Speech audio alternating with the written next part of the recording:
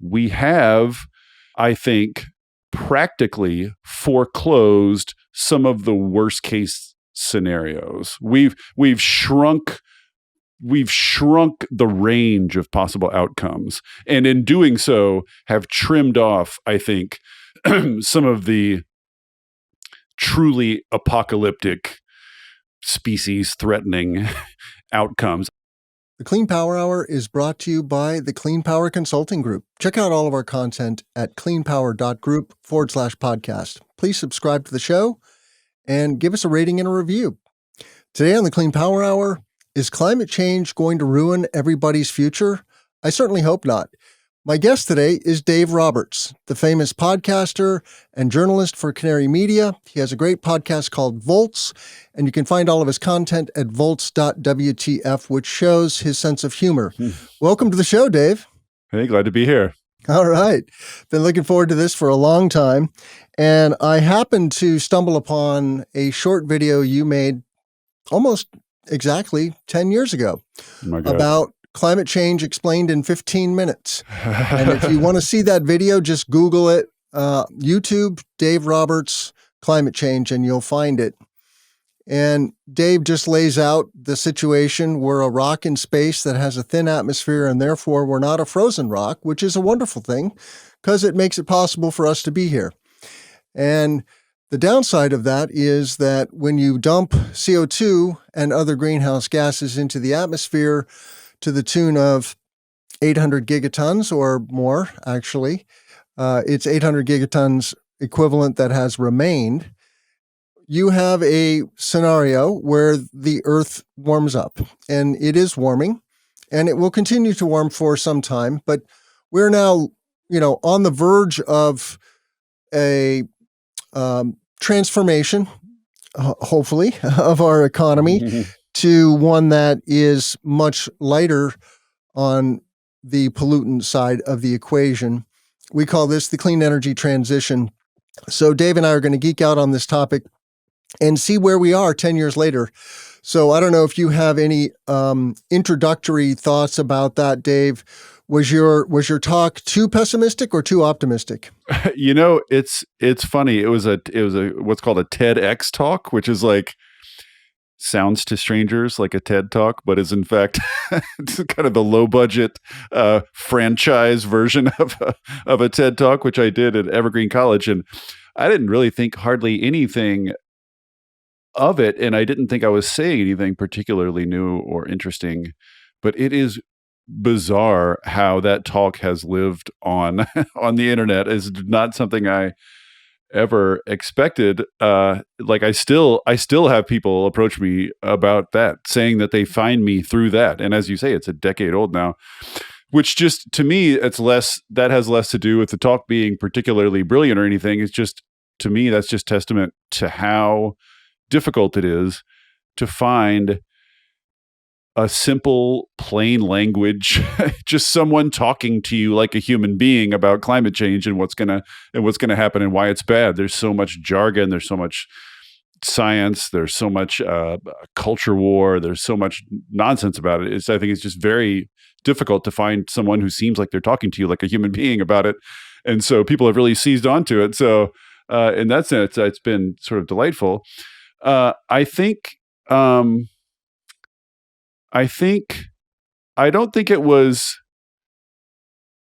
was appropriately pessimistic, let's say. I think it was appropriately pessimistic, but I also think that in some senses, I mean, the situation we're in, let me put it this way, I'll back up. The situation we're in, I wish I could remember, I saw a great quote about this online. But basically, things are getting worse and worse and better, faster and faster. That's the condition of modernity. And that's what's going on in climate change too. So obviously in the 10 years since the talk, we've emitted more greenhouse gases in that 10 years than in the literally centuries prior. Like we're just ramping up our emissions of natural gas, of greenhouse gases.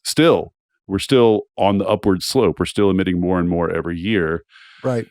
Which is bad. And we've seen the effects of it in the last 10 years in ways that are a lot more stark, I think, and rapid in some areas, in some senses, than even scientists thought, in terms of the bizarre heat over the Arctic and things like that. Some of those cycles have degraded faster than predicted. So in that sense, it's very alarming. But at the same time,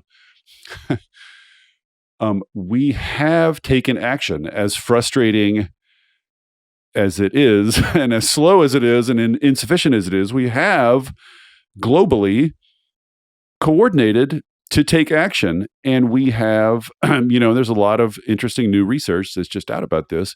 We have, I think, practically foreclosed some of the worst case scenarios. We've shrunk the range of possible outcomes, and in doing so have trimmed off, I think, some of the truly apocalyptic, species threatening outcomes. I think those are now very unlikely. So, the sort of the best assessments, the best sort of, if you bring all the models together, our best guess right now is that we're headed for somewhere between 2 and 3 degrees rise, and could still keep it under 2 if we hustled.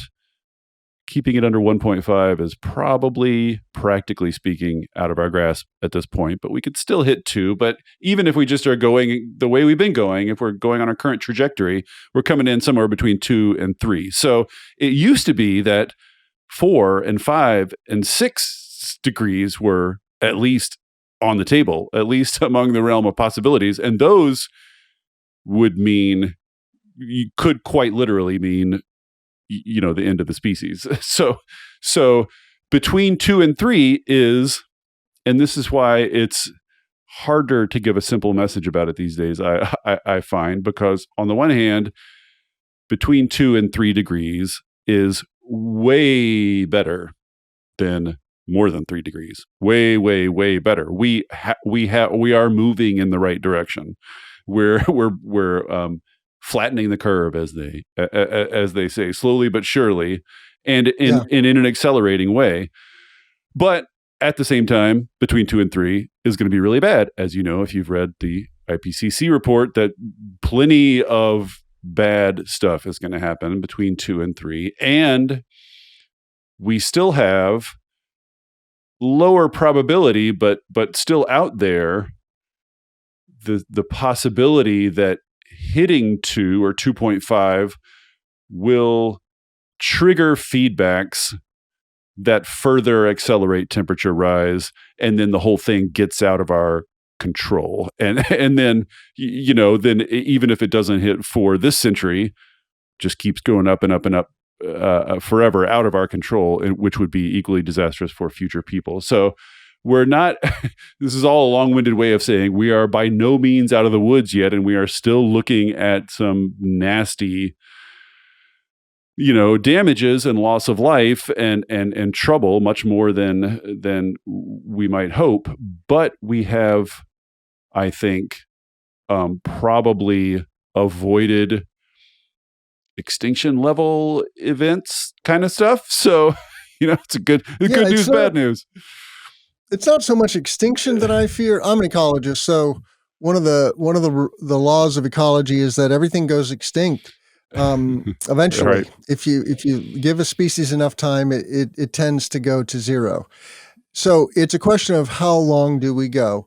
Do we go a few more million years, or many, many more millions of years? And also, how many other species do we take out in the process of flailing around? Yeah, we are in the in popular culture, they say the 6th great extinction, but it's actually, I think, the 9th great extinction. But we are causing a great extinction. But back to this thing about how existential a threat is climate change. It's a very serious threat. I don't think it's an existential threat to the species in the next, say, 100 years, but it could take away the good life that we have today. And it's an amazing time to be alive, and I'm super grateful that I am alive at this time, because it's very exciting at the same time. And we have the opportunity to transcend our past, so to speak, it is challenging to wean ourselves off of fossil fuels. They're very addicting and they're just so energy rich. Nate Hoggins has a great analogy or reference, and you can find his stuff at The Great Simplification, and he has a podcast by the same name. You know, we get 5 years of human labor out of 1 barrel of oil. And so we humans are now pulling out of the ground 100 million barrels of oil and 100 billion barrels of oil equivalents per year. And that's equivalent to 500 billion people's worth of work. So it's an incredible luxury that it gives us. That's the bottom line, is fossil fuels give us just an immense Yeah, but I like to access to talk about the stuff. flip side of that, which is because we found fossil fuels and thus energy became in some sense so easy for us, right? Doing in some sense we were able to Yes. brute force our way through through difficulties and sort of brute force our way up the sort of scale of wealth. We don't yet really fully know how difficult it is to live off the current Earth energy budget, to live off the energy that's coming to us from the sun day by day. It seems super hard, especially early on in this fight. It seems super hard just because our entire societies, our economies, our personal habits, everything we do, our regulations, our laws are just built around this sort of brute force, highly concentrated energy. And it, saying we need to change all that obviously seems huge and daunting. But what gives me hope, or what gives me joy day to day, honestly, in my job, is now we've started thinking about this. How can we live off the energy that comes down from the sun day to day without spending down our reserves, without spending down our saved energy, which is what fossil fuel is? How can we do this? And it turns out nobody's really been looking. So once you start looking, there are clever ideas all over the place. There are clever ways to do it all over the place that have not been discovered just because nobody's been Mhm. looking. So while we're living in this sort of it's a dire time in that this force is bearing down on us and damages are definitely coming and trouble and chaos is definitely coming. At the same time, we're living through this renaissance of cleverness and creativity and innovation. All these young people now who were kids when they heard my YouTube talk are now working for companies. They're now engineers and software developers and venture fund people running venture funds. And so they're gripped by this problem and they're looking now, they're pouring all these resources into how can we do this? And it just turns out that because it's been so long that nobody's been looking, there are just clever ideas lying all over the place. So it's never been a better time to be a sort of inventor or an innovator in this space, because you're doing something, one, that's like absolutely virtuous, absolutely necessary, right? Literally saving the Yeah. species. And it's just like, if you happen to be in the right place at the right time, you could invent something that changes millions of lives, which is like an amazing thing for an inventor, and you could become wildly rich. So it's just like, it's an amazing time to be So what is tracking it the though? solution space right now. I mean, my mantra is wind, solar, and energy storage. We know that we can clean the grid with those 3 technologies. The devil is in the details of storage. We just need to scale wind and solar at about 2x of what we're scaling it. And we could have a net zero economy by heck Uh, 2030. Technically, uh, that's feasible. I would say But that's debatable. I would expand the storage portion of that to wind and solar are obviously going to be the bulk, the workhorses, right? Because they're the cheapest. So they're going to be yeah, your whatever 80%. We don't know yet exactly what the number is. And so then, but they're right. variable, right? They come and go with the weather. So you need flexible resources to complement them. And there are a bunch of flexible resources. And this is another area where that category expands the more thought and sort of imagination goes into it. So storage is one of those. You can shift demand through demand, various ways of controlling and moving demand around. There are non-intermittent renewables like geothermal or smaller hydro. There's work going on these sort of small meltdown-proof nukes. Who knows? They might be helpful at some point. And then there's all this stuff now happening because we've seen an explosion of innovation in chemical storage. Lithium-ion batteries, for the most part, have just been getting super, super cheap. But now we're seeing a bunch of attention turned to thermal storage, which just means storing heat in things. And there's just a whole another wave of innovation happening in that space, because it's another thing where just people haven't really been looking. So there's there's just I was just talking with someone the other day who's his big innovation is, he's like, yeah, we stick an electrode on a big rock and heat the rock. And then when we need to get the heat out, we just open the thing and the rock heats what we need to heat. And I'm like, that technology dates back to, proto-humans heating a rock and then using the heat later. Yeah.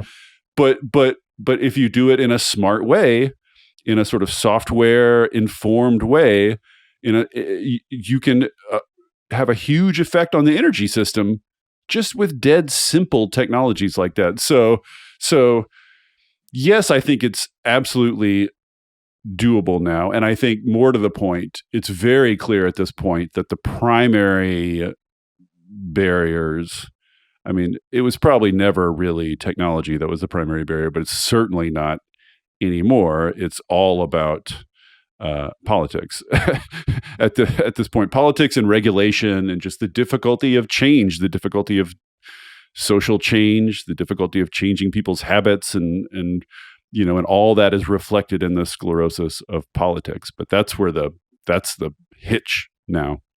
Yeah, we being social, it has a double edge. We've invented this thing called markets, and markets are very effective. They accumulate power and wealth very quickly and effectively, and then they captivate the system, so to speak.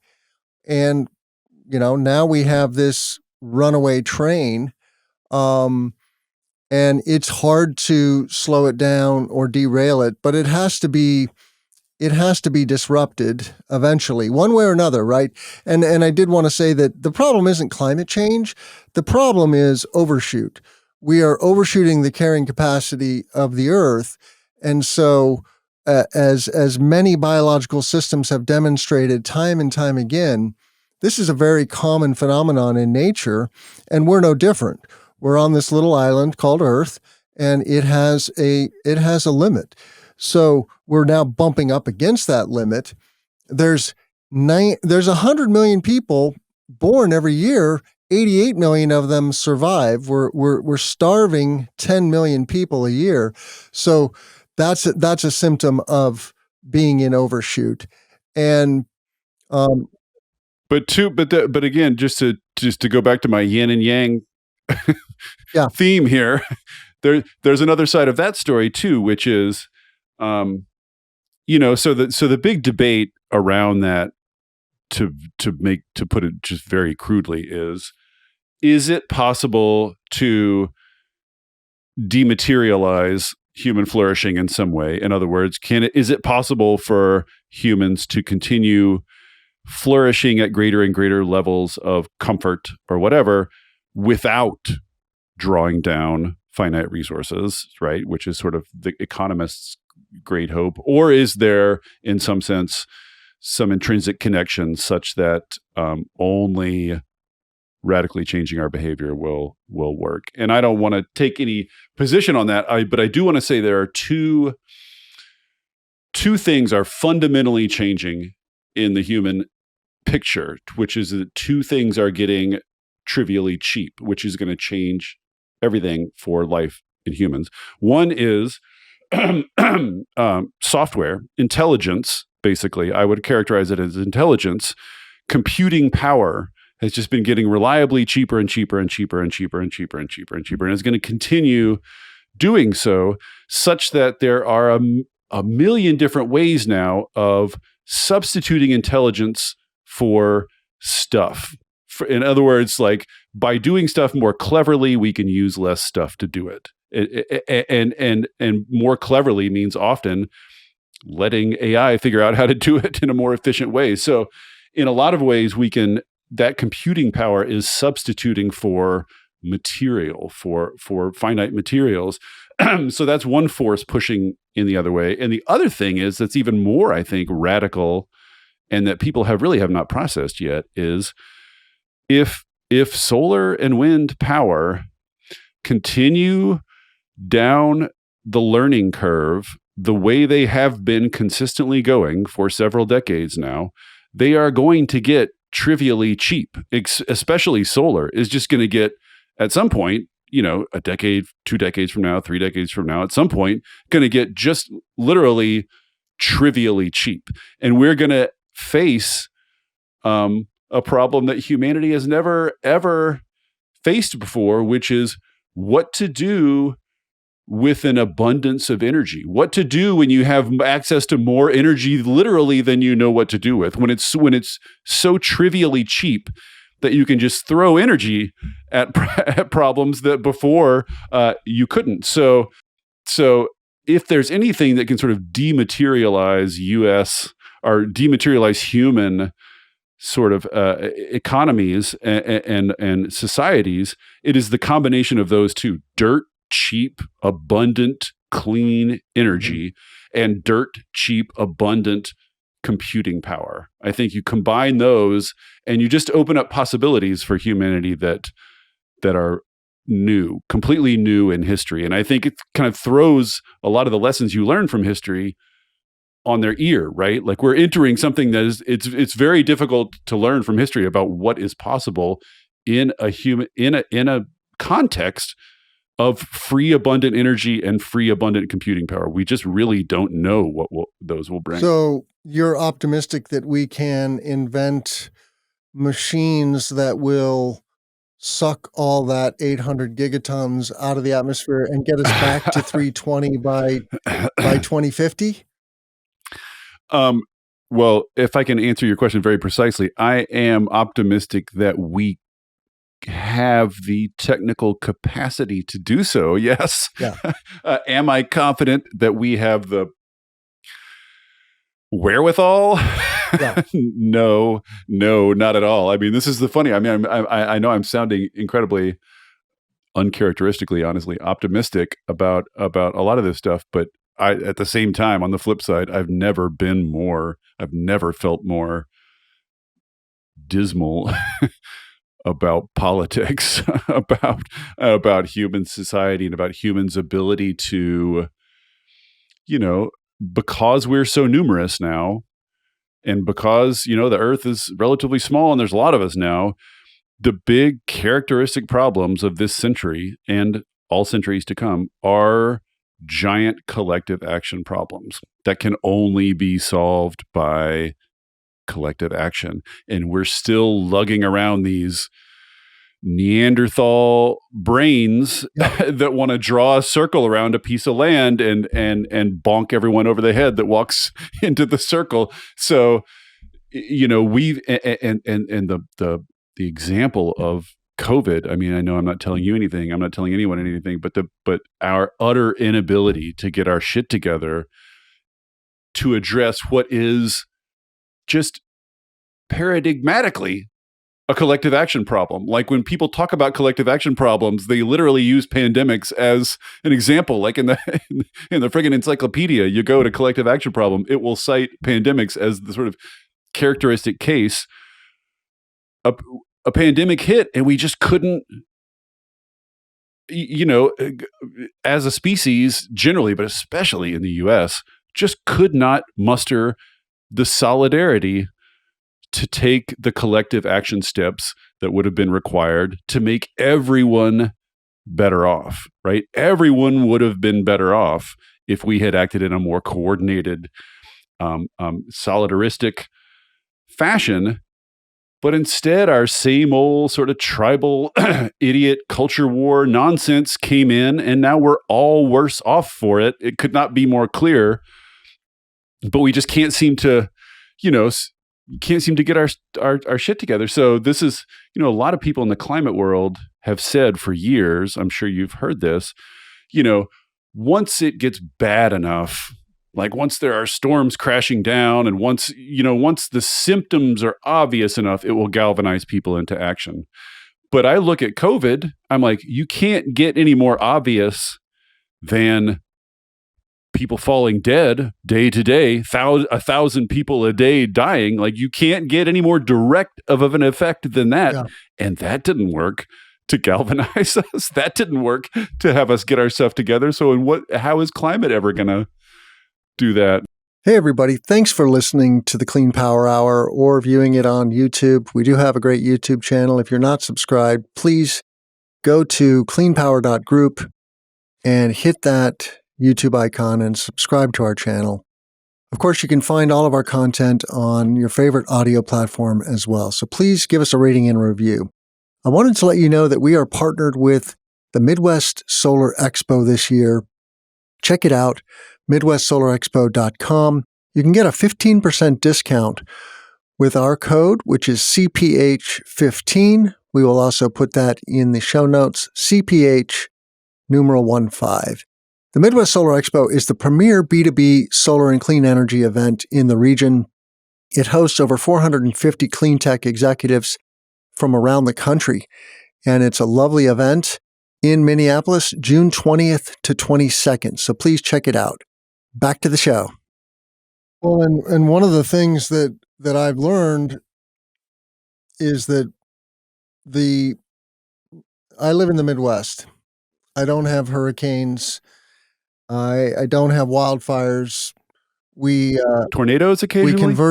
We have tornadoes. We converted the prairie to corn and beans, and those things don't really burn very well. So, but the disruption that I'm concerned about is mass migration of humans from places where food systems are going to be disrupted. And when people get hungry, they just move because it's that or starve to death, right? And when 100 million people come across your border unexpectedly, we don't tend to handle those emergencies very well either. No, we're not graceful in those. Again, look around at recent history, at how people react to large sudden migrations. It's a dumpster fire everywhere. Look how the U.S. Yeah. Look how the U.S. during Trump, literally people were coming seeking political asylum, not like trying to sneak in and take advantage of anything, not trying to illegally cross the border, literally showing up at the border seeking asylum the way one does when one is persecuted and one's life is in danger and one's heard about this beacon of freedom. We separated those families from their kids, lost a lot of their kids, put them in cages, and the U.S. populace, complained a little bit, but didn't really mobilize in any large scale way. And it's already down the memory hole. So if people as rich as us, as rich and as comfortable as us, can be that casually cruel to complete innocence in a time of relative peace and prosperity, what is it going to look like when people who are more harried and under threat or facing difficult times, and then a number of people 10 times that shows up on their border? Like, there's just no indication at all that large scale migration is going to be anything but a complete disaster. I don't see any signs of, you're hard pressed to find a counterexample.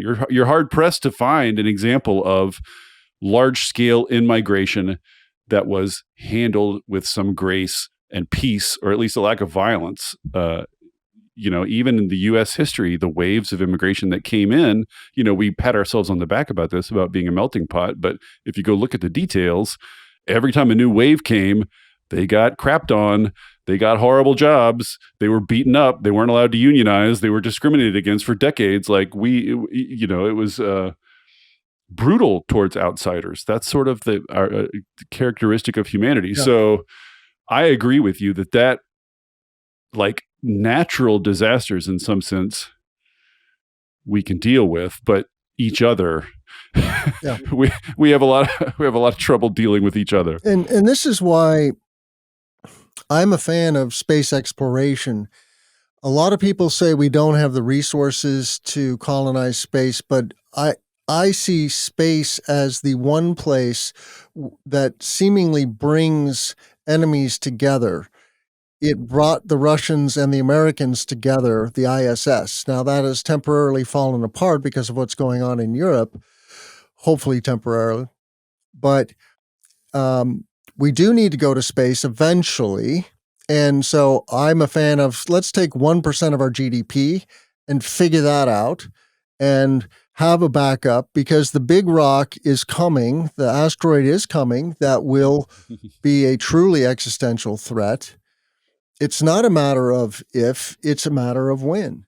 I have zero faith that space will prompt us into Star Trek-esque cooperation. I wouldn't be surprised to see conflict over, say, asteroid mining within a decade or two. Like I can absolutely imagine us fighting over that too, just having more things to fight over. The genie's out of the bottle, right? We've already weaponized space. We have no idea how weaponized it is because the U.S. government isn't going to tell us. And how much junk there is up there already, how polluted it is already. Like, it's not an example that inspires a lot of optimism. I'm curious. You're a fan of AI. I'm a fan of narrow AI. I'm quite concerned about AGI and that being a genie that might get out of the bottle. And this is a debate. People like Elon Musk think that it is a very serious potential threat, and we should really get serious about making safe AI. And I wholeheartedly agree. A narrow AI is an amazing thing. If we can have a robot as an assistant and doing dirty jobs that are repetitive and dangerous, absolutely, I want that. Well, AI is a little bit, I think about AI a little bit similarly to the way I think about markets, like you mentioned earlier. Markets are a great tool for a bounded task as long as they're under our control and we're clear that we made the tool and the task is what's important, not the tool. But once you pretend that markets are not a tool, that there's some natural state of affairs, that they're in charge, right? You want your market to be your tool, not your master. Same with AI. Yeah. So do you? Well, there's so much to unpack here. I'm struggling to understand though why you think AI is such an important part of the energy transition, so to speak. Well, just let me take a very prosaic example to what I'm talking about. So, transmission lines, high capacity, long distance electricity transmission lines. We tend to only send something like 30 to 40% of the energy through them that theoretically could be sent through them, their capacity, because we're worried about them sagging or overheating. And the vast majority of them are out in the wilderness somewhere. The only way to find out if they've sagged or overheated is if a fire starts and some disaster comes. So now we're developing these super, super cheap sensors, tiny little cheap sensors and drones that can watch transmission lines and measure the amount they sag and ensure that as long as because sag and heat are directly correlated, so measuring their sag is a way of measuring their heat. So we can send 40 to 50% more energy through them now because we know their exact real time capacity as opposed to their sort of average guessing at their capacity from a distance. So this is just sensors and machine learning that will alert Mhm. an operator at a particular time. It's nothing particularly fancy, but if you could get 30% more energy through all of our existing transmission lines, that Yeah, that would be alone huge. would be a revolution in electricity. And that's just through not even particularly complicated software. And it's like I'll give you another example. One of my favorites, a guy I used to talk to, if you're familiar with solar concentrating technology, it's just the fields of mirrors that are all reflecting the sun at a single point. So the Yep. heat that point really, really hot and heat fluid and create energy. That's called concentrated solar. And it's more expensive than solar PV right now. And people have been looking at ways to cut the cost. And I would talk to this guy who had a very simple insight, which is instead of using these bespoke mirrors, these sort of specially curved mirrors that you have to produce in special factories, he's like, we're just going to do flat, dumb mirrors. And instead, we're going to have very sophisticated software tracking that can track the sun to like a 1 degree bit of Are you accuracy. talking about hyperlight? So you point the mirror at the sun more closely, and you don't need as sophisticated a mirror. The point being, Yeah. you're using fewer materials, cheaper, dumber materials, and you're substituting smartness, intelligence. Basically, computing power is doing what the materials were doing before. So you've dematerialized it in some sense and made it smarter. And that kind of thing, right? Using fewer materials by being smarter about how you manufacture or transport or use or dispose of or recycle them, just being smarter about all that stuff, you can dematerialize a huge amount of the economy just through that. That's what I mean when I say machine learning and software and all this kind of stuff. It's just substituting intelligence for stuff. And there are so many opportunities to do that everywhere you look. We've had cheap stuff for a long time. I interviewed a gentleman named John King today, who's doing just this with a company called Hyperlight. I literally just got off the phone with John King. I am not lying to you. He was who I was talking to for an hour before I'm talking to you, literally that's awesome. today. And that's one reason I'm all jazzed up. I'm just like, what he's doing is taking a bunch of relatively simple, low tech, already existing pieces and just arranging them slightly differently. And the results could be transformative, right? There's no fancy new technology. It's just a clever insight. And this is what I mean about what a great time it is to be in this business. There are clever insights waiting to be plucked all over the place. Yeah. On the storage side, and John is part of this, Hyperlight is part of this innovative storage because, he's basically promoting pumping heat down into the earth in the form of hot water and then extracting it on demand. And it truly is heat up a rock, get the heat back out of the rock. Again, it's like could not be more primitive. And we already know this works because it's called geothermal. The earth is at 50 degrees if you go down a few feet, and you can leverage that heat for cooling or heating, and it's a thing. This is just that on steroids, leveraging solar. And so anyway, what other long-term storage technologies have you bumped into recently that you're excited about? Well, this is such an interesting area, such an interesting discussion about long-term storage. So the presumption that we need a bunch of long-term storage is based on these models that show sort of, as we were discussing before, wind and solar are variable. You need balancing. You need flexibility resources to balance them. You need to balance them on a kind of second to second, minute to minute, hour to hour basis, which we know how to do really well with lithium-ion batteries. And then you also need, like lithium-ion batteries can get you up to like 4 hours of storage, 6 hours maybe. But then you also have, this is the conventional wisdom, then you also have these periods of low wind or low sun that could last for weeks or even whole seasons. So to cover that, you need some mechanism of energy storage that will A, hold a lot of energy, and B, hold it for a long time. And that's a really difficult problem to crack. I've been looking into it lately. There's there's chemical ways of doing it. There's mixed chemical physical ways of doing it. There's ways that just use gravity or water. There's all sorts of people attacking this. But honestly, this is why I'm so excited about, from my survey, I think there are only two options that have really risen to the surface that can practically play that role at a reasonable cost, or that even, maybe not yet, but could with some development. One is hydrogen, which is everybody's favorite. It's the answer to every question in energy these days. Yeah.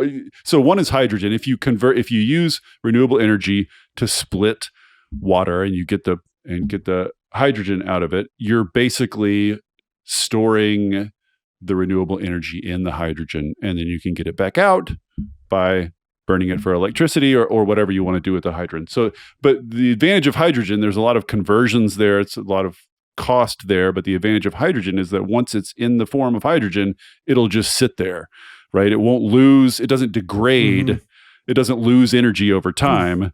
It'll sit there and hold the energy as long as it's not easy to hold on to, but it won't float away. If you're not careful, it'll float away. It'll float away if you let it. But once you've got it trapped, it'll just sit there. So, whereas anything chemical, as you well know, loses energy over time, just bleeds energy over time.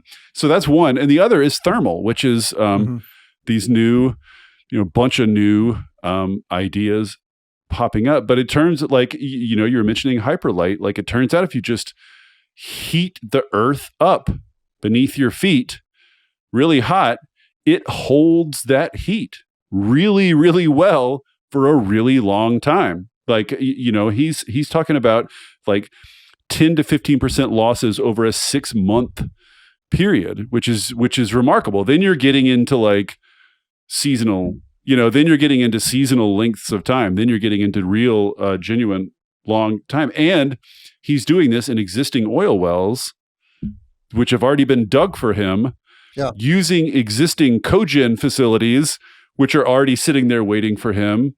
So this is what I mean. He's just arranging these pieces. So my two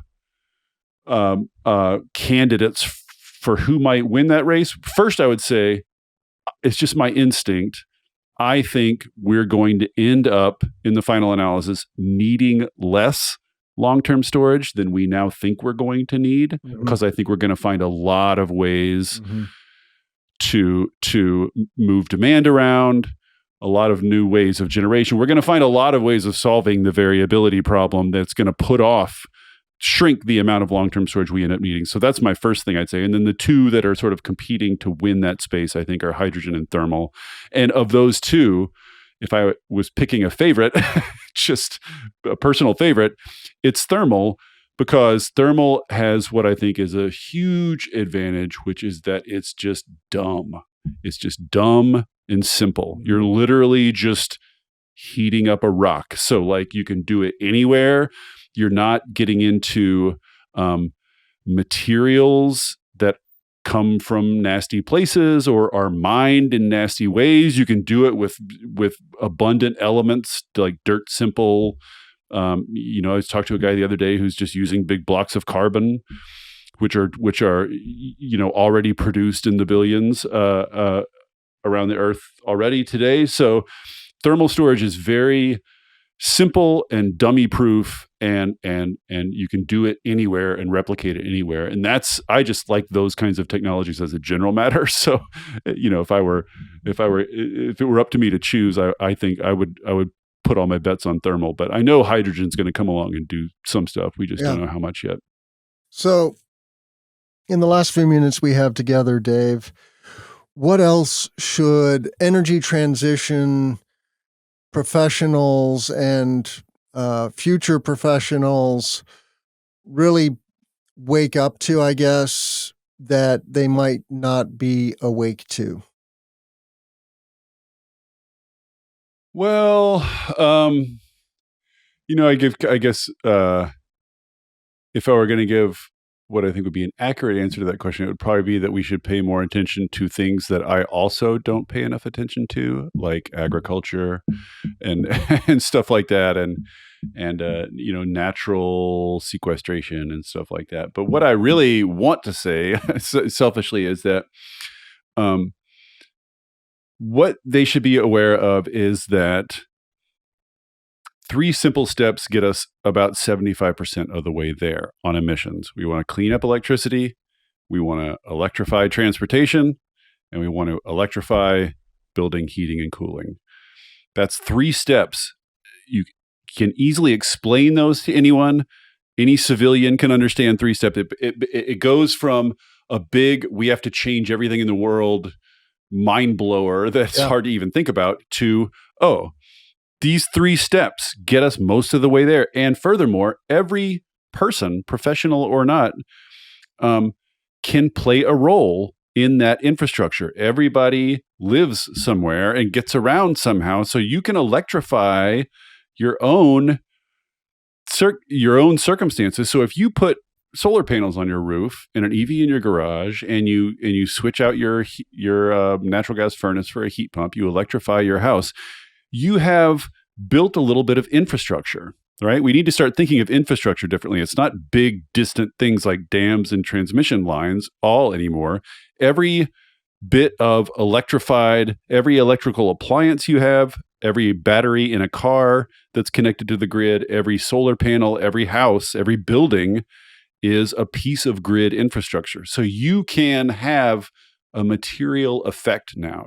This is like, it used to be, that like they would encourage you to get a cloth tote bag, or the sort of solve climate through consumerism thing used to be so vapid, and I hated it for years and years. But we've kind of reached a point now where an individual is in a position to make meaningful decisions about their personal greenhouse gas emissions, and that just means electrify your life, get some clean electricity, electrify your vehicle, electrify your home heating and cooling. Like, that's a big chunk now that is directly in your grasp. And if we can all just do that, we can get 75% of the way there. And furthermore, if you start thinking, pulling that string, right? What's required to get all the electricity clean, to get all the houses electrified, to get all the cars electrified? What else needs to be in place for that to happen, in terms of technology, in terms of regulations, in terms of laws? There's local laws are huge in this. Once you pull that string, you're like, that's a lot of work, and there's a lot of different ways of approaching it. There's a lot of different ways of getting in. Like, everybody can play a role in this story. There's room for everybody just on that core story of electrification. Like, everybody can take meaningful action on it. So I don't think a lot of people know that. I think a lot of people hear climate change and they just feel a big wall of like futility and depression and they don't. But like, one thing I've learned in my career writing about this stuff and running my newsletter is that nothing brightens people's mood and relieves that anxiety and relieves that depression. Nothing works better than hearing about people practically working to solve it, hearing about the clever people that are at work doing stuff about it, and hearing about what you can do and then doing stuff, right? Just the knowledge that it's a solvable problem and there are legions of people around you working to solve it, and you can be part of those legions. Like, nothing relieves anxiety like seeing people at work and joining them. And I think the fourth wheel to that would be diet.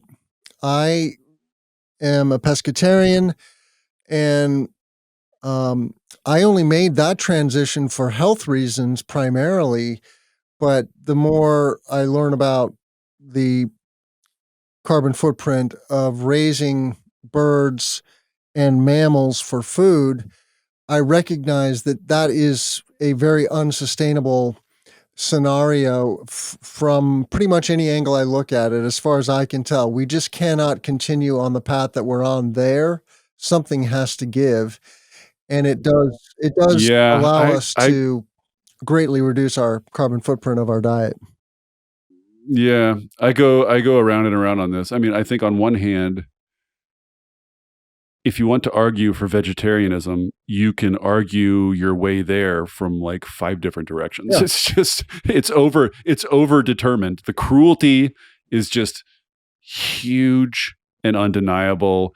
The environmental impact is a friggin' nightmare. The impact on your health is bad. There's just like pick your reason to do it. It's just really difficult to do. Like I haven't done it. Like I at the same time know that I should and don't, and I know that there are millions of people in that same basic basket, and it's so close to hearth and home that it really activates people's defenses and activates people's kind of status quo bias. It's really a hot potato. And I'm sort of at the point, I sort of think, at least for now, it's good that people are trying to persuade other people. And I think it's happening beneath the surface, especially in the younger generations. But I think at this point, for climate people to make it a headline is probably more counterproductive than productive. So I just sort of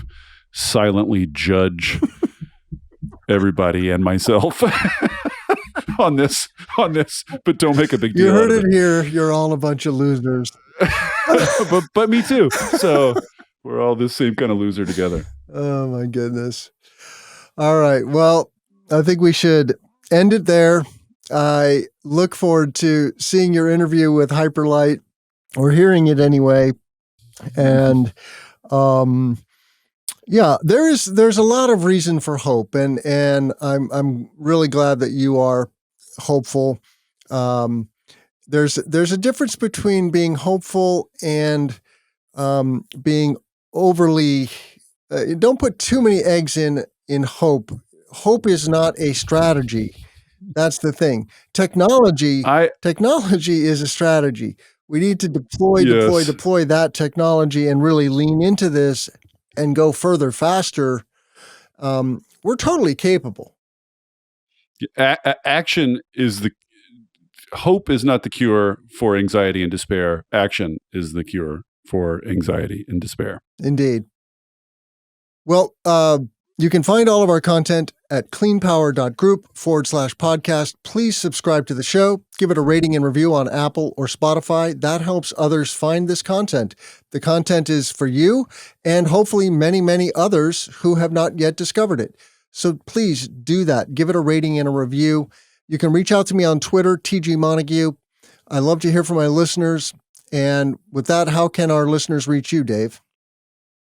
You want to go to volts.wtf, and there you will find my newsletter and my podcast and my email address and a community of people who are similarly fascinated by these things. Excellent. Well, thank you so much, Dave Roberts. Thanks a lot. Thanks for having me. I'm Tim Montague. Let's grow solar.